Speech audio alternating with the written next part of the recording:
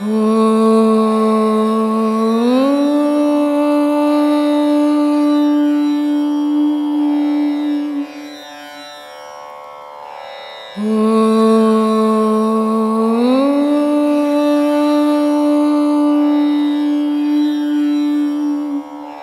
அடுத்த பிறவியில் நம்ம வந்து எனக்கு இப்போ பிறவியே வேண்டாம், நம்ம வந்து கடவுளே அடையணுன்றதுக்கு அதுக்கு நம்ம பிறவி இருக்குதுன்னு என்ன சாட்சி இருக்குதா? அதான் இருக்குதுன்னு தெரியாது நமக்கு, இல்லை நம்ம சொல்லிக்கிறாங்க. அதான் முன்ன பிறவியில் இருந்தேன்னு என்ன சாட்சிக்குதா? அதுவுமே இல்லை, அதுவும் தெரியாது. இப்போ இருக்கிறது மட்டும்தான் நிஜம், இப்போ நீ செய்யறது மட்டும்தான் நிஜம். இதை நம்பிப்போ அடுத்த பிறவி முன் பிறவி யோசிக்காத. யோசித்தீங்கன்னா குழம்பி போடுவேன். அதுதான் கடவுள்கிட்ட எப்படியாவது நம்ம அவ்வளோதான். அது மட்டும்தான் உன் நினைப்பா இருக்கணும். இறைவா நான் உன்னை அடையணும். உலகம் போய் என் உடலும் போய் என் ஆன்மா மெய் நீயும் மெய் அப்படின்ற நினைவோட பயணம் பண்ணுங்க, அதை அடைவீங்க. போன பிறப்பு அடுத்த பிறப்பு முன் பிறப்பு இதை யோசிக்க இது எதுக்குமே அடையாளம் கிடையாது. ஏன்னா டாக்குமெண்ட்டை கொடுத்துக்குறாங்க. ஸ்கூலில் படித்த உடனே சர்டிஃபிகேட் கொடுக்குறாங்க வேலைக்கு போகிறதுக்கு. அது மாதிரி போன பிறப்பில் அடுத்த பிறப்பில் நீ போய் போமான்ட்டு சர்டிஃபிகேட்டை கொடுத்துக்குறாங்க. ஒன்றும் கிடையாது, சொன்னதை தான் கேட்டோம், நம்ம பார்க்கல. பார்க்கணுன்னா நம்ம செத்தா தான் தெரியும். என்கிட்ட ஒருத்தர் கேட்டார், சாமி செத்தா எம்மா வரட்டாம பிடிக்கும் போது நான் செத்துட்டு சொல்கிறேன் பாடினேன். ஏன்னா எமன் வரட்டா எமன் வாகனம் வரட்டான்னு எப்படி தெரியும்? நான் செத்தான் தெரியும். எதையுமே நான் அனுபவிச்சா தான் நிஜம்னு சொல்லுவேன் நான். அதனால அடுத்த பிறப்பை பற்றி இப்போ இருக்கிறது நிஜம். இப்போ இருக்கிற பிறப்பில் மனசை அடக்கி ஆசையை அடக்கி ஆண்டவனை தேட முயற்சி பண்ணுவேன். இன்னொரு கடைசி சொல்லுமா. இப்போ வந்து செத்தவங்க வந்து இப்போ தாத்தா பாட்டிலாம் வந்து கனவுல வராங்க. அம்மாவுக்கு அடிக்கடி அவங்களோட அம்மா வந்து செத்து இறந்து ஒரு 2 வருஷம் கேட்டு போகிறாங்க. சொத்தெல்லாம் எங்கே வச்சுக்கணும்னு சொன்னாங்களா? இல்லைம்மா, டெய்லி ஆயா வராங்க, துட்டு எங்கே கொடுத்து வச்சுக்கிறாங்க, சொத்து எங்கெங்கே இருக்குதுன்னு சொல்லிட்டு போனோம்மா. கத்தியில் குத்திட்டு செத்து போடுறேன்னு தண்டனை வாங்கி கொடுத்துருவான் சாட்சி சொல்லி. மன பிரம்மை இது. செத்தவன் பிறந்தாச்சு, அவன் வளர்ந்துன்னுக்கிறான். இங்கே எங்கள் தாத்தா வருது, ஆயா வருது. நான் கூட எங்கள் அப்பா வருவாரான்னு 40 வருஷமாக தேடுறேம்மா, கிடைக்கலம்மா எங்கள் அப்பாவை. தேடி பார்க்குற ஒரு நாள் கனவுல கூட வரமாட்டான் அந்த ஆள். ஆனால் உங்கள் ஆயா டெய்லி வராங்க பாரு. அப்புறம் அந்த தண்டம் எதுக்கு உபயோகிக்கிறாங்க அப்படின்னு தெரிஞ்சுக்கணையா? தண்டம் வச்சுருந்தவங்களாம் வயசானவங்கம்மா. இந்த பாரு எனக்கு கை நிற்கல இல்லையா, இப்போ எனக்கு ஒரு ஸ்டாண்டு வேணும். இப்போ சேர் போட்டாங்க, அதனால நான் கை இப்படி வச்சுக்கிறேன்.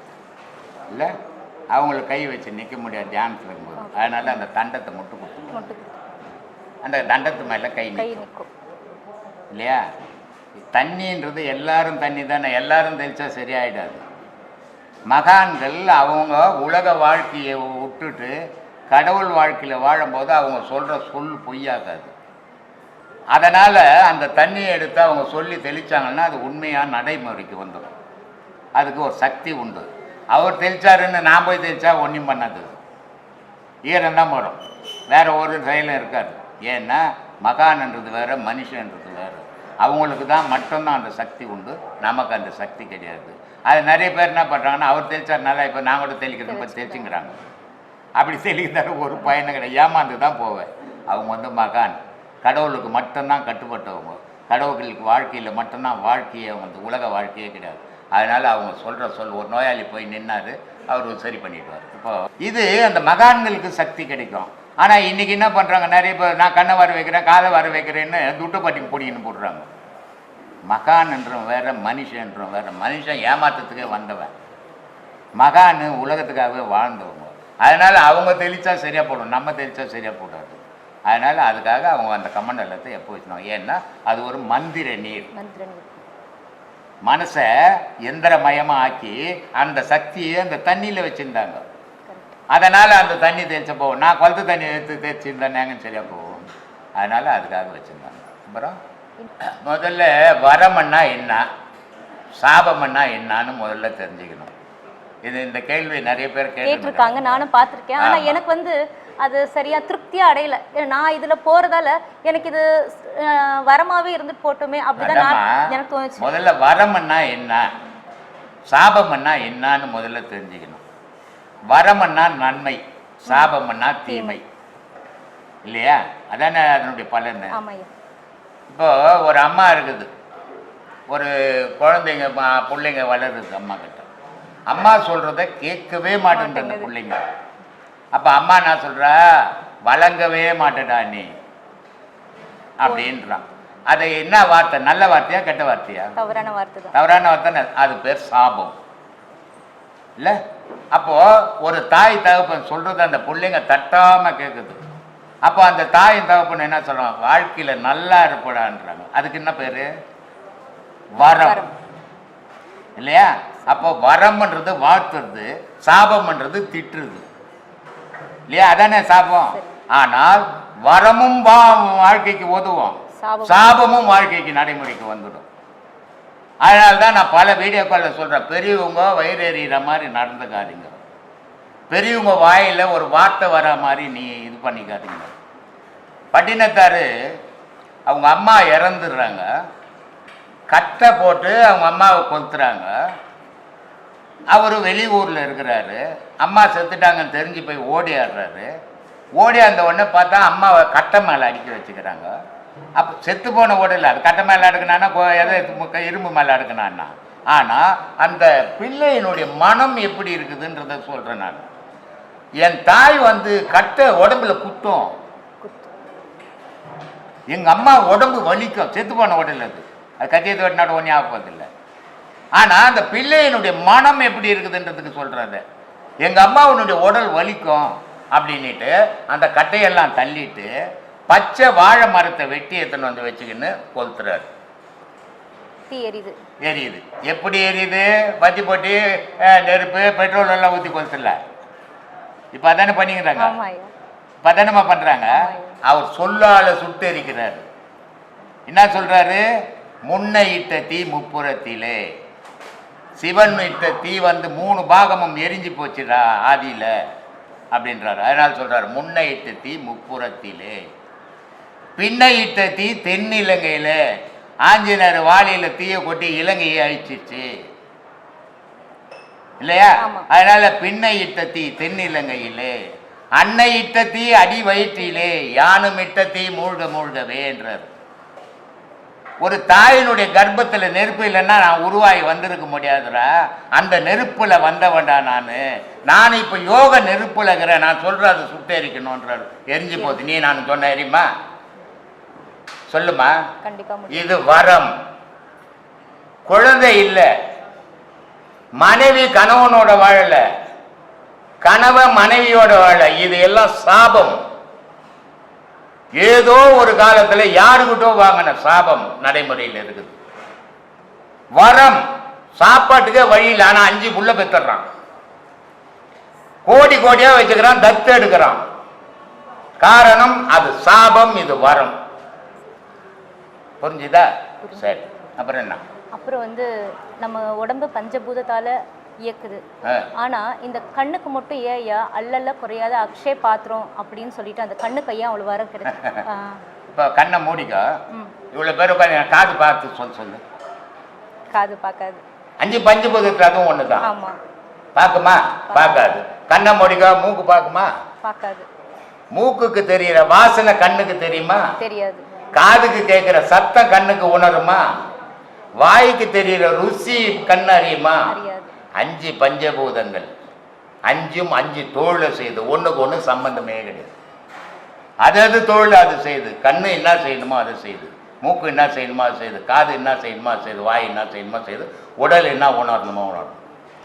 அதனால மெய், வாய், கண், மூக்கு, செவி எண்ணம். அப்ப கண்ணுன்றது ஆகாய பொருள், இது காது. கண்ணுன்றது நெருப்பு, மூக்குன்றது காற்று, வாயின்றது நீர், உடல்ன்றது மண்ணுமா. இந்த 5 சேர்ந்தது தான் அண்டமாவும் இருக்குது, பிண்டமாவும் இருக்குதுமா.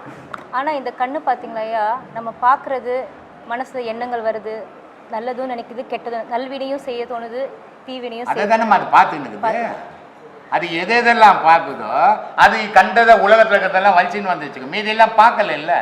அதனால தானே நான் வீடியோவில் சொல்லிக்கிறேன், 4 பஞ்சபூதங்கள் இருக்குது. 4 விட கண்ணுக்கும் மனசுக்கும் நெருங்கிய தொடர்பு.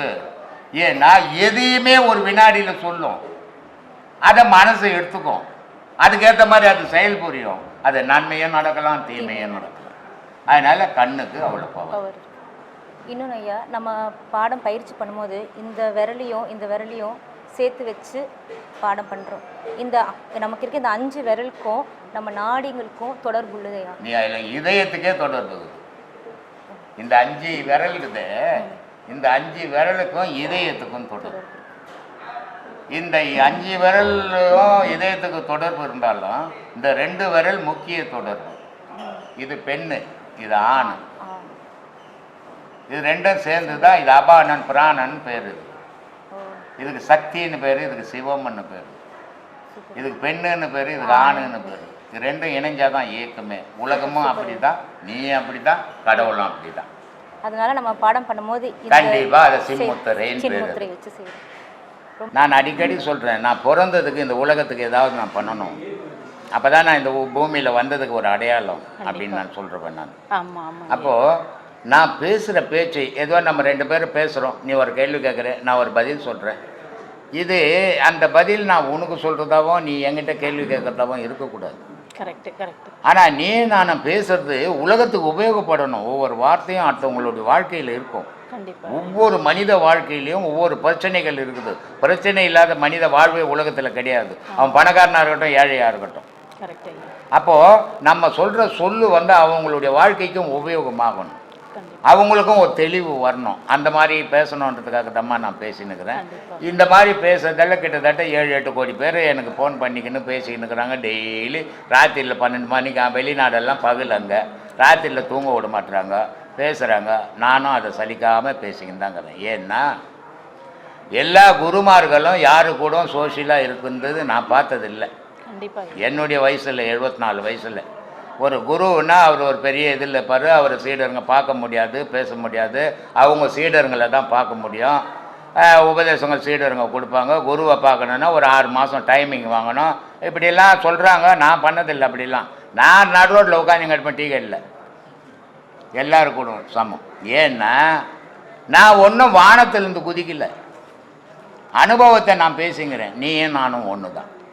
இங்கே ஒன்றும் நான் உயர்ந்தவங்க கிடையாது, நீ ஒன்றும் தாழ்ந்தவங்க கிடையாது. நீ ஒன்றும் உயர்ந்தவங்க கிடையாது, நான் ஒன்றும் தாழ்ந்தவங்க கிடையாது. எல்லாம் சமம் தானே. அப்போ சமன்னும் போது சமமாக வாழவும் இருக்கணும்ல. சமம்னு பேசிட்டு நான் போய் தனியாக உட்காந்து என்ன அர்த்தம் அது? அதனால் நான் எதை பேசணும் அதை செயலாக்குவேன். நான் பேசுறது ஒன்று, செயல் ஒன்றா இருக்காது எங்கிட்ட. என்ன ஒன்றுன்னா, நான் பேசுறது கொஞ்சம் பேருக்கு பிடிக்காது. ஏன்னா ரப்பன் டப்பாக இருக்கும். இந்த நயமாலாம் எனக்கு பேச தெரியாது. இலக்கியத்தோடு பேச தெரியாது. ஏன்னா படிச்சுருந்தா நான் அது மாதிரி பண்ணி பேசின்னுப்பேன். நான் படிக்காதுவேன், மெட்ராஸ் பாஷையில் தான் பேசுவேன். அதனால் சில பேருக்கு அது பிடிக்காது இருக்கும். அதை பற்றி நான் கவலைப்படுறதே கிடையாதுமா. சொல்லுமா. அப்புறம் கடவுள் அடையிறது நீங்கள் சொன்னீங்க, நிறைய நம்ம தியானம் பண்ணணும், அந்த மாதிரி பண்ணால் அப்புறம் தியானம் பண்ணி கடவுள் அடையவே முடியாதுமா. இதுவே தன்னை தானே ஏமாத்துக்கிற விஷயம். யோகம் பண்ணி போகணும் தியானத்துக்கு.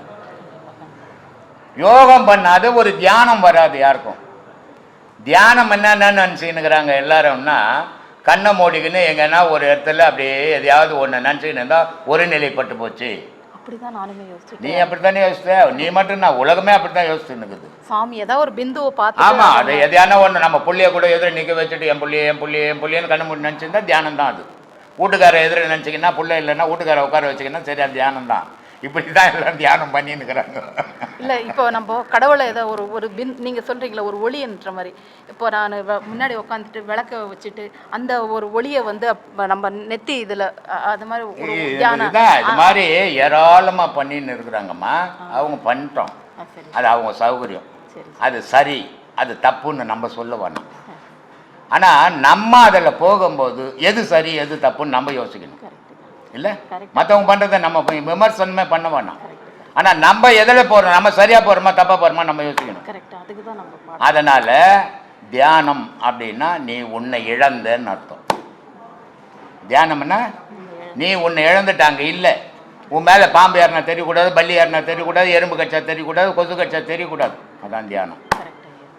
உட்காந்துக்கின்னு ஸ்கூலுக்கு மணி ஆகி போச்சு, பையன் போனானா இல்லையான்னு தெரில, ஆஃபீஸுக்கு மணி ஆச்சு, பொண்டாட்டி சோறு கட்டினாலா இல்லையான்னு தெரிலன்னு தியானம் இல்லை.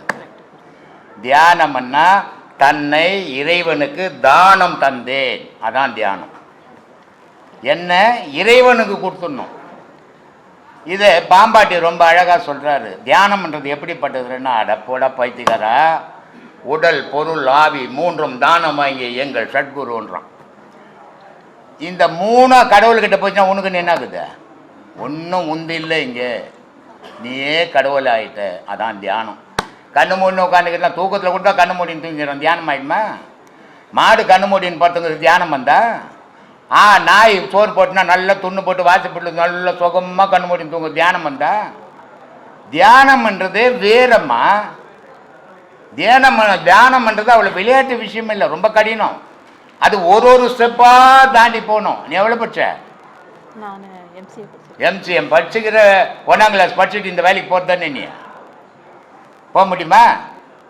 இது இப்போ அப்படி தான் நினச்சிக்கிறாங்க. 1ஆம் கிளாஸ் படிச்சுட்டு இப்போ எல்லாம் கம்ப்யூட்டர் இதில் வேலை செய்துங்கிறேன் மாதிரி நினச்சிக்கின்னு இருக்குது. ஆனால் செய்ய முடியாது இல்லை. அப்போ செய்யணுன்னா அதுக்கு நிறைய ப்ராக்டிக்கல் தாண்டி போகணும். அதே தான்மா தியானம். தியானம்ன்றது அவ்வளவும் தாண்டனால் தான் தியானம் வருமே தவிர, சும்மா நீ நினச்சிக்கின்னு நான் தியானம் பண்ணுற விளக்க கொளுத்துக்குன்னா நீ விளக்க கொளுத்தின்னு போது ஒரு பூனை ஓடிச்சுன்னு எலி ஓடிச்சுன்னா விளக்க தள்ளி பெட்டை கொளுத்திட்டு போடும். கட்சியில் நீ துணியெல்லாம் எரிஞ்சு போய் வெளியே ஓடியாருவோம். எந்த ஐயோ குய்யோன்னு தியானம் பண்ணி நின்றுட்டு. அதனால் அது மாதிரிலாம் பண்ணாதீங்க. தியானம்ன்றது அந்த விளக்கு ஒரு அடையாள பொருள். உண்மையான விளக்கு உங்களுக்குள்ளே இருக்குது, அது எரியறதை நீங்கள் பார்க்கணும். அதுதான் தியானம். புரியுதா? அப்படி பண்ணுறதுக்கு பல கஷ்டப்பட்டு போகணும் அதில் இல்லையா? வயிற்று பழுப்பு தானே இப்போ நீ படிச்சது. ஒன்றும் அறிவு படிக்கல. வயிற்று படிப்பு எல்லாராலையும் படிக்க முடியும். அதுக்கே இவ்வளோ சிரமப்பட்டீங்கள. அறிவு படிப்பு படிக்கிறதுக்கு எவ்வளோ சிரமப்படணும், அவ்வளோ ஈஸியாகவே கிடச்சிடும் அது. ஆனால் இந்த ஜனங்க என்ன நினைக்கிறதுனா அதெல்லாம் உலகத்தில் கஷ்டங்க, இதாங்க ஈஸி, இதான் உலகத்துலேயே இருக்கிறதுலே கஷ்டம். அதனால் அதை கஷ்டம்னு நினைக்காம நான் கடவுளை அடையணுன்ற வைராகியத்தோடு போனீங்கன்னா வெளியே கொளுத்தின விளக்கு உங்களுக்குள்ளே எரியறதை பார்ப்பீங்க. அதான் தியானமா. போ. இந்த பிரபஞ்சம் தோன்றியது எப்படி, அது எங்கிருந்து வந்தது? ஆகாயத்திலேருந்து வந்ததும்மா. நேற்று கூட யாரோ ஒரு கேள்வி கேட்டாங்க, 5 பஞ்சபூதத்திலையும் உயர்ந்தது எதுன்னு. மண் இருக்குது, நீர் இருக்குது, நெருப்பு இருக்குது, காற்று இருக்குது, ஆகாயம். 5 பஞ்சபூதத்திலையும் சிறந்தது ஆகாயம். அதே நேரத்தில் 5 பஞ்சபூதத்திலையும் அழகானது ஆகாயம் இல்லையா? இது சொல்லுவாங்க, மரம் செடி கொடி சோலை மாதிரி இருக்குது. ஒரு இடத்துல சோலை மாதிரி, ஒரு இடத்துல நாற்று அடிக்கும். ஒரு இடத்துல காற்று வீசும் போது இதமாக இருக்கும் உடலுக்கு, ஒரு இடத்துல வீசும்போது இந்த காற்று ஏன் அடிக்குதுன்னு திட்ட ஆரம்பிச்சு இல்லையா? ஒரு இடத்துல வெயில் வரும்போது இதமாக இருக்கும், ஒரு இடத்துல வெயில் காயும் போது தாங்கவே முடியாமல் போயிடும். அப்போது எல்லாத்தையும் மனிதன் வாழ்த்துவான், எல்லாத்தையும் திட்டுவான். ஆகாயத்தை மட்டும் எவனும் திட்ட மாட்டான், திட்டவும் முடியாது. அவ்வளோ அழகான பொருள். ஆனால் எல்லா உதயமும் ஆகாயத்திலேருந்து ஆனது தான் சொல்லுமா. ஆனால் எப்போ ஆச்சுன்னு இன்னும் யாராலையும் அதை கண்டுபிடிக்கிறது அவ்வளோ சாதாரணமான விஷயம் இல்லை. சும்மா அவன் அறிவு கட்டினதை சொல்லிக்கின்னு இல்லாமே தவிர அதை உண்மையான நிலை யாராலையும் கண்டுபிடிக்க முடியாது. ஒவ்வொரு காலகட்டத்திலையும் அழிஞ்சிருக்குது உலகம், ஒவ்வொரு காலகட்டத்தில் உருவாகிருக்குது. இப்படி ஒவ்வொரு வாட்டியும் அது எப்போ அழிஞ்சது, எப்போ உருவாச்சு, எப்படி ஆச்சுன்னு யாராலையும் அக்யூரேட்டாக சொல்லவே முடியாது. சொல்லுமா. நம்ம இப்போ பிறக்கிறதுக்கு முன்னாடி நம்ம என்னவா இருந்தோம்னு சொல்லிட்டு நம்மளுடைய தியானத்தின் மூலம் அறிய முடியவே முடியாது. சிங்கப்பூர்லேருந்து என்கிட்ட ஒரு கனவுமணி வந்தாங்க. அவங்களுக்கு 2 ஆம்பளை பசங்களாம். அவங்க சிங்கப்பூரில் ஒருத்தன் படிக்கிறான் காலேஜில், ஒருத்தன் ஒரு மெட்டீரியல் ஸ்பேர் பார்ட்ஸ் மெட்டீரியல் கடை வச்சுக்கிறான். இந்த ஆளும் வேலை செய்கிறார், நல்லா இருக்கிறாங்க வசதியாக. அவங்க 2 பேரும் வீட்டுக்கு வந்தாங்க. வீட்டுக்கு வந்தோடனே கேட்டாங்க, அவருக்கு சொன்னார், நான் பாதி ஞானி சாமின்னாரு. அப்போவே நான் இது ஒன்றுக்கு உதவாத கேசுன்ட்டு. ஏன்னா ஒரு உண்மையான ஞானி நான் எப்போவுமே ஞானின்னு பேச மாட்டேன். இந்த ஞானம்னா என்னதுன்னு தெரியாதவன் தான் நான் ஞானி ஞானி ஞானின்னு சொல்லின்னு தெரிவான். அவன் கையில் இவ்வளோ கவுரு கட்டிங்கிறான். ஞானிக்கு கவுரே தேவையில்லை. கழுத்தில் ஒரு செயினை போட்டுன்னு அது மேலே உத்ராட்சம்லாம் மாட்டின்னு கிடக்கிறான். நான் இமயமலைக்கு வருஷத்தில் 2 வாட்டி போகிறேன் சாமி. ஆமாம், டூரிஸ்ட் எல்லோரும் தான் போகிறேன், நீ மட்டுமா போகிறேன்னு. நீ ஞானிப்பா, ஊர் சுற்றின்னுக்கிற. அதனால தான் ஞானி ஊர் சுற்ற மாட்டான், ஒரு இடத்துல உட்காந்து இருப்பான். இப்போ என்னை கூட எத்தனையோ நாட்டில் கூப்பிட்டுன்னுக்குறாங்க. நான் சொல்லி நான் எங்கேயும் வரமாட்டேன். நீ என்ன பார்க்கணுன்னு உன்னால் முடிஞ்சா வா, இல்லைன்னா விட்டுடு அப்படின்னுக்கிறேன். ஏன்னா ஒரு ஆன்மீகவாதி வீடு வீடாக போய் சொல்கிறது இல்லை வேலை, உட்கார்ந்த இடத்துன்னு சொல்லணும். அதை கேட்டால் கேட்கட்டும், கேட்க போன போட்டால் தான் ஆன்மீகம். இப்போ மலேசியாவிலே எனக்கு கோவில் கட்டி சிலையெல்லாம் கப்பலில் போயிடுச்சு. ஃப்ளைட்டில் போனால் ரேட் ஜாஸ்தியாக இருந்தால் கப்பலில் போயின்னுக்குது. சரி, மலேசியா கூட்டுங்கிறாங்க. அதுவே போக முடியுமா முடியாதான்னு தெரியாதுக்கிறேன் நான். அவர் சொல்கிறாரு, நான் இந்த மாதிரி பாதி ஆன்மீகவாதி, நம்ம இமயமலையில் நீ போன சிவபெருமனை பார்த்தியான்னு. பார்க்கல, பின்ன என்னத்துக்கு இமயமலைக்கு போனேன்? டூரிஸ்ட்டு போயின்னுக்கிறீங்க நீங்கள் அப்படின்னு. இல்லை, எங்கள் சம்சாரத்துக்கு ஒரு கேள்வி. என்ன கேள்வி அப்படின்ட்டு. நான் போன பிரிவில் என்னவா இருந்தேன் சாமி தெரியணும் எனக்கு. நான் சொன்னேன், நீ போன பிரிவில் பிச்சை எடுத்துக்கினேன்டம்மா, இப்போ எடுக்கிறியம்மான்னு. இல்லை, எடுக்க மாட்டேன்னு. இப்போ 2 புள்ள இருக்குது, நல்லா வாழறது. அதை பார்த்துட்டு போகாத. போன பிரிவில் நான் என்ன பிச்சை எடுத்து போய் எனக்கு புள்ள வேணா, பொண்டாட்டி வேணா, புத்தம் வேணா, நான் போய் பிச்சை எடுக்கணும், எடுப்பியா? சரி, அது பிச்சை கேவலமாக இருந்து எடுக்க மாட்டேன். இல்லை, எடுக்க மாட்டேன். மைசூர் மகாராஜா சாம்ராஜ்ய ஊழியருக்கு தங்கச்சி அந்த போய் பார்க்குங்க இல்லைன்னு முடியுமா? முடியாது. போன ஜென்மத்தினுடைய நிலையை நீ அறிவாளி இறைவன். இந்த உடல்ல கோடி எண்ணங்கள் உதயமாகி அடங்கி போய்க்குது அதுக்குள்ள. ஆனா இந்த உடலை விட்டு உயிர் பிரிஞ்ச உடனே அத்தனை எண்ணங்களும் அந்த உடலோட மண்ணோட அழிஞ்சு போகுது. மறுபிறவியில அந்த எண்ணங்கள் வந்ததுன்னா உலகம் விபரீதமா மாறிடும். அதை இறைவன் அந்த உடல் வீழ்ந்தவன் அந்த எண்ணங்கள் அப்படியே ஆயிடுச்சாங்க. அதனாலதான் உலகம் செழிப்பா வாழுது. ஆனா அந்த எண்ணங்கள் இருந்ததுன்னா உலகம் இன்னாரம் எப்பவோ அழிஞ்சிருக்கும். நீ நானுமே உட்காந்து பேசிருக்க மாட்டேன். நான் ஏன் இப்படி பிச்சைக்காரனா இருக்கணும்? போன வாட்டி ராஜா வந்திருப்பேன், போய் எந்த ஊர்னா பிடிச்சிக்க முடியுமா? அதனால போன வாட்டி என்னவா இருந்தேன், அடுத்த வாட்டி என்னவா இருப்பேன், அது தேவையில்லை. இந்த வாட்டி இருக்கிறேன், இது மட்டும் நிஜம். இந்த உடலை விட்டு உயிர் பிரியத்துக்குள்ள நான் இறைவனை பிடிக்கணும், அதான் என்னுடைய கடமை அப்படின்னு பயணம் பண்ணால் அது அமைதியா இருக்கும் மனசு. மற்றதெல்லாம் யோசிக்க ஆரம்பிச்சுன்னா மனம் செதறி போயிடுமா. இப்போ இறந்ததுக்கு அப்புறம் நம்ம என்னவா ஆவோம் அப்படின்னு ஏதாவது ஒரு அதுதான் போன வாட்டி என்னவா இருந்தேன்னு கேட்கறத மாட்டேன், அடுத்த வாட்டி என்னவா ஆவேன்னு கேட்க போறேன். உயிரோட உன்னுடைய எண்ணங்கள் கலந்தா அடுத்த வாட்டி மனிதனா இருப்ப. உடலோட உயிரை மறந்து உடலோட எண்ணங்கள் இருந்தா உங்க கண்ணு எதிர்வே இருக்கிற மிருகங்களா கூட இருப்ப. கடமை செய் பலனை எதிர்பார்க்காதுன்னு கீதையில சொல்லியிருக்காங்க சாமி. இப்போ இந்த காலகட்டத்துக்கு அது ஏற்புடைய எந்த காலகட்டத்திலயா இருந்தாலும் சரி. இப்ப நீ ஒரு வேலைக்கு போற, அவன் உன் படிப்பு உன்னுடைய செயலை வச்சு அவன் உனக்கு ஒரு சம்பளம் நிர்ணயம் பண்றான். ஆனா நீ என்ன நினைக்கிற, இந்த சம்பளம் எனக்கு பத்தாது, எனக்கு அதுக்கு மேல 3 மடங்கு ஒன்றை கொடுப்பானா? கெட்டி போடுவான். இல்லை, கொடுக்கறத வாங்கின்னு வேலை செய்தா சம்பளம் வரும். ஆனா ஒரு சாதாரண வயிற்றுக்கு பிழைக்கிற சம்பளத்திலே இந்த மாதிரி கதைன்னா இறைவனுக்காக உழைக்கிறதுல நீ ஊதியம் எதிர்பார்த்தீங்கன்னா உனக்கு பலன் கிடைக்குமா? சொல்லு. ஏன்னா இறைவன் யாருடைய உழைப்பையும் தொடர்றதே கிடையாது. நீ எவ்வளோ உழைக்கிறியோ அவ்வளோ உழைப்பையும் சேர்த்து வச்சுக்கிற. பெங்களூர்லேருந்து என்னை ஒரு நண்பர் கேட்டார், சாமி நான் இன்னும் இவ்வளோ வருஷமாக கடவுளை தேடினேன், எனக்கு ஒரு சரியான குரு கிடைக்கல, இப்போ மட்டும்தான் நீங்கள் கிடச்சிக்கணும், இன்னும் வரவே இல்லை. அவர் சொல்லி 3 வருஷம் ஆச்சு. இது மாதிரி சில பேர் தன்னையே தான் மிகைப்படுத்தின்னு பேசுவாங்க. ஆனால் உதவாதவன் நம்ம தெரிஞ்சுக்கணும். இப்படி பேசுகிறான்னாவே இவன் நயா பேசா கூட உதவாதவன் அப்படின்னு நம்மளே முடிவு பண்ணணும். அவன் சொல்கிறான், இவ்வளோ நாள் என்ன ஒரு குருவை தேடின கிடைக்கல, இப்போ தான் நீங்கள் கிடச்சிக்கிறீங்க, அது ஏன் இவ்வளோ நாள் கிடைக்கல இப்போ மட்டும் கிடச்சதுன்னா? கல்யாணம் ஆயிடுச்சான்னு? ஆயிடுச்சுண்ணா. பசங்க இருக்குதாண்ணா? இருக்குது அப்படின்னு. கல்யாணத்துக்கெல்லாம் போய்க்கிறியாண்ணா? போய்க்கிறேன். பசங்களை எட்டு போய்க்கிறேன். இப்போ ஒரு கல்யாணத்துக்கு உன் பசங்கள்லாம் எட்டு போய் பார்த்துக்கிறேன். பையனுக்கு 10 வயசு, அங்கே ஒரு கல்யாணம் நடக்குது. பையன் அந்த கல்யாணம் நடக்கிறத பார்த்தான். வீட்டுக்கு வந்த உடனே பையன் கேட்குறான், 10 வயசு பையன், எப்போ அதே மாதிரி கல்யாணம் எனக்கு பண்ணுன்னா பண்ணுவியாப்பா அப்படின்னு. பண்ண மாட்டேன். ஏன் பண்ண மாட்டேன்? அதுக்கு ஒரு பொறுப்பு வரணும், வளர்ச்சி வரணும், இதெல்லாம் வந்த போதும். இதை தான் ஏன் கடவுள் பண்ணிங்கிறான் உனக்கு. உனக்கு எப்போ இது தேவையோ இறைவனுக்கு தெரியும், உனக்கு தெரியாது. நீ எப்போனா எதோன்னா ஆசைப்படுவேன். உனக்கு எப்போ இறைவன் கொடுக்கணும்னு நினைக்கிறான்னு அப்போ தான் கிடைக்கும். அதை இப்போ நினச்சிக்கிறான் கிடைச்சதியான்னு இன்னும் வரான் அவன். அது மாதிரி நிறைய பேர் சும்மா பகட்டுக்கு ஃபோன் பண்ணி பேசின்னு பண்ணுங்க, நிறைய வீணான கேள்விகள் கேட்பானுங்க. உதவாதவன் நினச்சிக்கிறது நான். ஏன்னா நான் பேசுகிறேன், உனக்கு பிடிச்சா பாரு, பிடிக்கலன்னா இது தேவையில்லையா இருந்தாலும் சரியாக பேசலையா தூக்கி போட்டுப்போ. எனக்கு ஃபோன் பண்ணி நீ சரியா பேசல அப்படின்னு சொல்ற, சரி நான் சரியா பேசல, எனக்கு நீ சரியா பேசு உலகத்துக்கு, அது ஏன்னா உன்னால் செய்ய முடியுமா? முடியாது. ஏன்னா அப்படி முடியிருவேன், எனக்கு ஃபோன் பண்ண மாட்டான். அப்போ நான் முடிவு பண்றது இது நயா பேசா கூட ஏதோ வேலை வெட்டி இல்லாத கேஸ் இது அப்படின்னு நான் முடிவு பண்ணிக்கிறது. அது மாதிரி சில விஷயங்களை வாயோட போகும், சில விஷயங்கள் செயலோட போகும், சில விஷயங்கள் மனசோட போகும். இது எல்லாத்தை விட மனசோட போறது தான் கூடவே வரும், மீது எல்லாம் தெருவோட போயிடும். சொல்லுமா. அத காரண காரியத்தோட தான் ஒவ்வொருத்தரும் நம்ம சந்திக்கிறோம், ஒவ்வொருத்தரும் சந்திக்கிறோம். ஒரு காரணம் இல்லாம ஒரு காரியம் கிடையாது, ஒரு காரியம் இல்லாம ஒரு காரணம் கிடையாது. அதனால தான் நான் அடிக்கடி சொல்லுவேன், இறைவன் எப்படி இருக்கிறான் நீ வெளியே போய் தேடாது, உன்னை தேடு. இறைவன் எப்படி இருக்கிறான்னு உன்னை தேடினா தான் அது கிடைக்குமே தவிர உலகத்தில் தேடினா கிடைக்காது. ஏன்னா உலகமே கடவுளாக தான் இருக்கிறான். அப்புறம் நீ எங்கே எத்த கடவுள்னு சொல்லுவ சொல்லவே முடியாது. ஆனால் உனக்குள்ளே தேடினா கடவுள் தெரிஞ்சிடுவான் அப்படின்னு. அதனால் சொல்லுவேன், கடவுள் எப்படி இருக்கிறான்? இல்லாத ஒன்று இருந்து கொண்டு ஏக்கி கொண்டு ஏங்குவது எதுவோ அதுவே கடவுள்.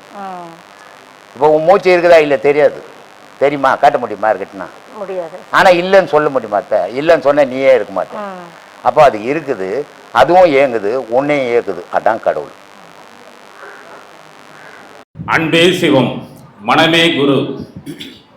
ஓம் குரு பிரம்மா குரு விஷ்ணு குரு மகாதேவ சம்போ நம சிவாய சிவாய நமோம். காரைக்கால்லேருந்து ராஜேந்திரன் சாமி. ஆத்மா வணக்கம் சாமி. ஆத்மா சாமி. சில கேள்வி கேட்குறதுக்கு ஐயாட்ட வந்த பிறகு ஒன்றும் அதிகமாக இல்லை.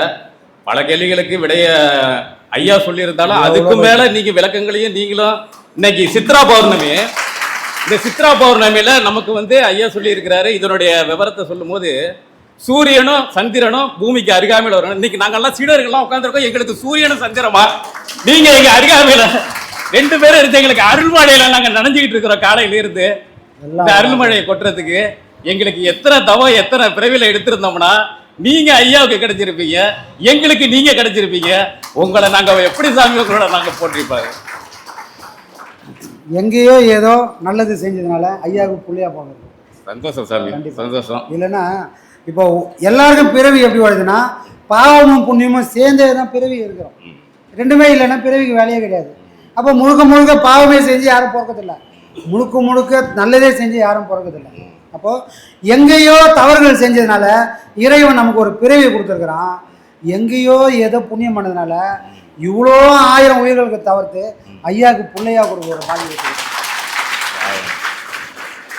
சாமி, நீங்க இந்த புண்ணியத்தை பத்தி சொல்லும் போது இப்ப 2 நாளைக்கு முன்னாடி ஐயாவுக்கு பிறந்த நாள் இந்த உலகமுள்ள நம்ம சீடர்கள்லாம் கொண்டாடி இருக்கிறாங்க பாருங்க. அப்ப ஐயா சொல்லியிருப்பாரு, மாடு மனை கூடை கோபுரங்கள் கூட வருவதில்லை, ஓடி இட்ட பிச்சையும் உகுந்து செய்த தர்மமும் சாடி விட்ட குதிரை போல ஓடி. உனக்கு யாரும் அம்மா வர போறதில்ல, அப்பா வர போறதில்ல, மாமன் வர போறதில்ல, மச்சம் வர போறதில்ல, அண்ணன் வர போறதில்ல, தம்பி வர போறது தங்க. உன் கூட வர போறது ஒன்னு கூட இந்த பாடமும் நீ செஞ்ச தர்மமும் அடுத்த பிறவில தொடர்ந்து இருந்துனா தர்மத்தை பண்ண பண்ண பண்ண மனம் நெகிழ்ந்து உருகும். அந்த நெகிழ்ந்து உருக உருக உருக உள்ளத்துக்குள்ள நமக்கு அருள் பெருகும். அந்த அருள் பெருக பெருக பெருக ஐயாவுடைய பாடம் கைகூடும். ஐயாவுடைய பாடம் கைகூட பிறவி பெருநிலையை அடைய நிலையை நமக்கு ஐயா வாரி வாரி வாரி வழங்கி இருக்கிறாரு. இப்பிறவில என்ன செய்தார் என்று எனக்கு கணக்கில் ஒன்றும் இல்லை. ஆனால் கணக்கில் எடுத்து பார்த்தால் எப்பிறப்பிலோ நான் ஒரு கடுகளவு ஐயாவுக்கு ஏதோ ஒரு அணில் போல இருந்திருந்தவன் இந்த பாக்கியத்தை ஐயா எனக்கு இந்த கலையை கொடுத்திருக்கிறாரு. இந்த கலையை எடுத்து என் வாழ்நாள்ல மன வலிமைன்னா கொஞ்சம் நெஞ்சம் கிடையாது. இப்படியாப்பட்ட மன வலிமை உங்கள்கிட்ட இருந்து நாங்க கத்துக்கணும் சாமி. எல்லாத்தையும் தூக்கி போட்டுட்டு ஒரு ரூபா கொடுத்தாலே ஒருத்தங்க பார்த்து பக்கத்துல சொல்லி காட்டிட்டு இருக்கிறதா அவ்வளோத்தையும் அள்ளி கொடுத்துட்டு உட்காந்துருக்கு. தனியா நான் கட்டி காட்டுறேன் பாருங்க, எனக்கு கூட யாரு இருக்கிற பாருங்க, சீடர்கள் துணையோட நான் செஞ்சு காட்டுறேன் பாருங்க அப்படின்னு எங்களுக்கு ஊக்கத்தை கொடுத்ததும் அப்படியே பாக்கெட் இருந்து பணத்தை எடுத்து வச்சுக்கிட்டேன். அங்க கொடுக்கணும் இங்க ஓடி வர துடிச்சேன்.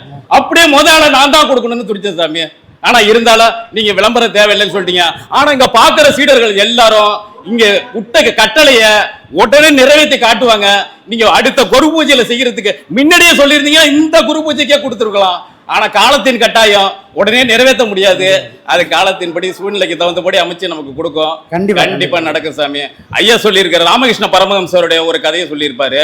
அதாவது பஞ்சமுக விளக்குல 5 திரி போட்டு ஏத்தி வச்சிருக்கிறோம். அது ஏத்தி வச்சு விளக்க வழிபடுறதை விட அது ஏத்தி வச்சு குச்சை வளர்க்குறோம்.